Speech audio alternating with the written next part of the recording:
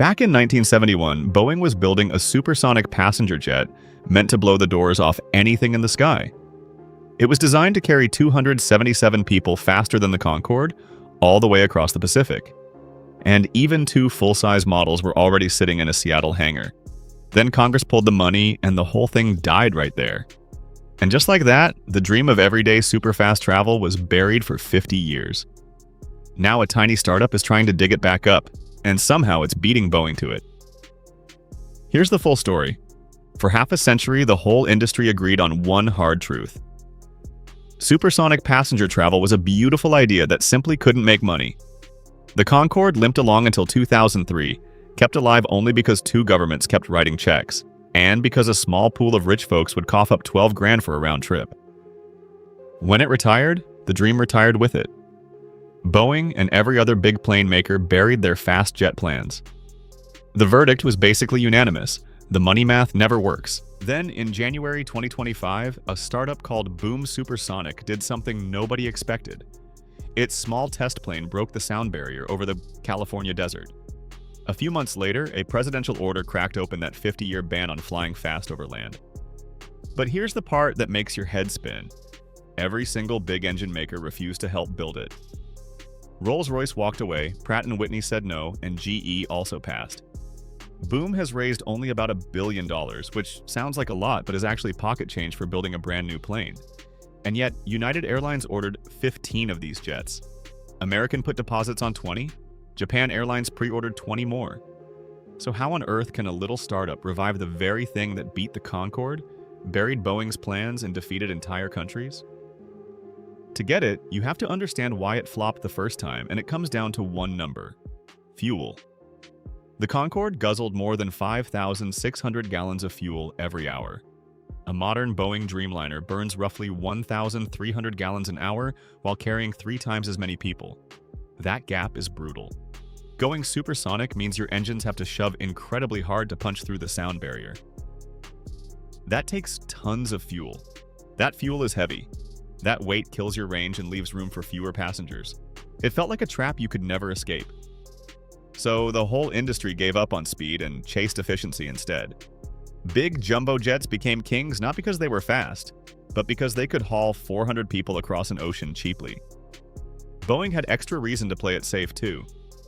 That canceled 1971 project left deep scars.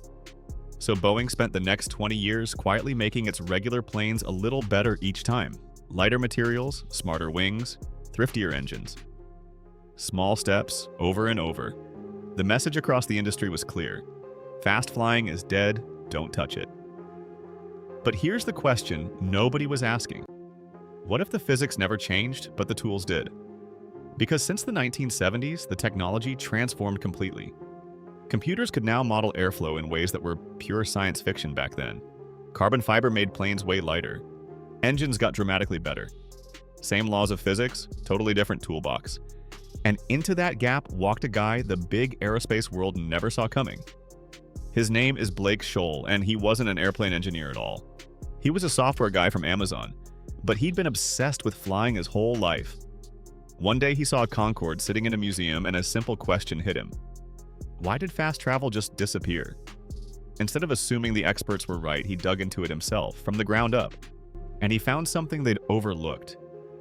The Concorde failed partly because 1960s technology couldn't solve the fuel problem. But nearly all of those roadblocks had been smashed by modern tech. He got early backing from the same startup world that launched companies like Airbnb, and the pitch was bold. Build a fast jet that works at regular business class prices, not just for the ultra-rich.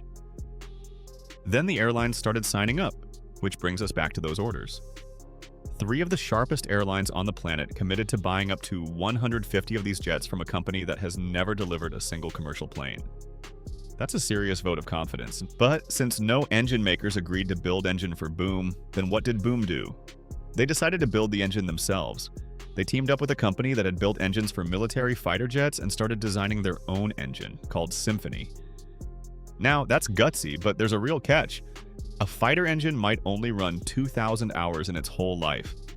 A passenger engine has to run reliably for 20,000 or 30,000 hours over decades. That's a whole different beast, and Boom's partner had never built a certified passenger engine before.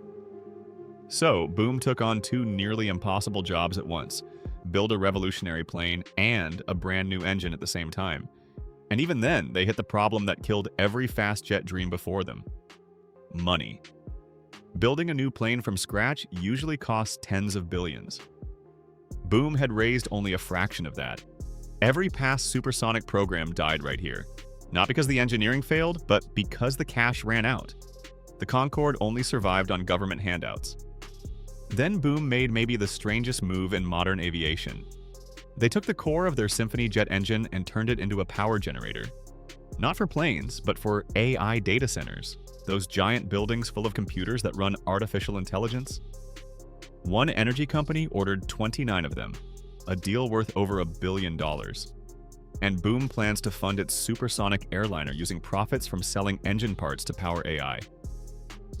It's a clever way to survive the deadly gap between prototype and real production, the exact gap that sank everyone before them. Now here's why this terrifies Boeing.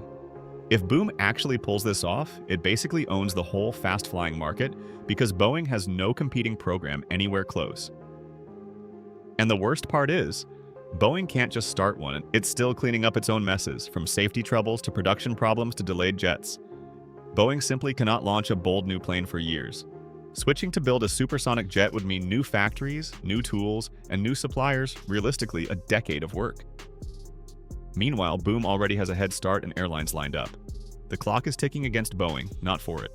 And picture what the product actually offers. A trip from New York to London normally eats up about 14 hours in the air round trip, plus jet lag. On Boom's jet, it's about 3.5 hours each way, making a same-day round trip possible. The target price is around $5,000 round trip, close to a normal business class fare, and a quarter of what the Concorde cost. It's aimed straight at the busiest, highest value travelers alive. Of course, this is far from a done deal. A tiny test plane flying fast is not the same as a full-size airliner that's safe, roomy, and profitable.